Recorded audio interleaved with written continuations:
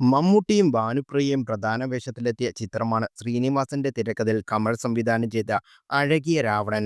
ഒരുപാട് ചിരിപ്പിക്കുകയും ഒടുക്കം കണ്ണ് നനപ്പിക്കുകയും ചെയ്ത മമ്മൂട്ടിയുടെ ശങ്കർദാസ് എന്ന കഥാപാത്രം ഇന്നും മലയാളികളുടെ മനസ്സിലുണ്ട്. എവർഗ്രീൻ ചിത്രങ്ങളുടെ പുതുതലമുറയിലെ താരമായി എത്തുന്ന വീഡിയോയാണ് സോഷ്യൽ മീഡിയയിൽ പുതിയ ട്രെൻഡ്. ഇപ്പോഴത്തെ വർഷങ്ങൾക്കിപ്പുറം ശങ്കർദാസായി ദുൽഖർ സൽമാൻ എത്തുന്ന ഒരു വീഡിയോ ആണ് ഓൺലൈനിൽ ശ്രദ്ധ നേടുന്നത്. ഭാനുപ്രിയ അവതരിപ്പിച്ച അനുരാധയായി നിഖില വിവരം വീഡിയോയിലെത്തുന്നു.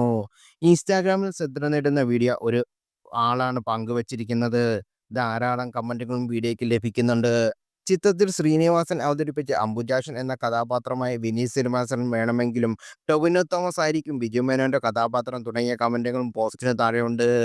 നേരത്തെ മോഹൻലാൽ പ്രിയദർശൻ കൂട്ടുകെട്ടിൽ പറഞ്ഞ ചിത്രം എന്ന സിനിമയിൽ നസ്രിനും കല്യാണി പ്രിയദർശനും മമിത ബൈജും എത്തുന്ന വീഡിയോ സൈബറെടുത്ത് കൈയടി നേടിയിരുന്നു.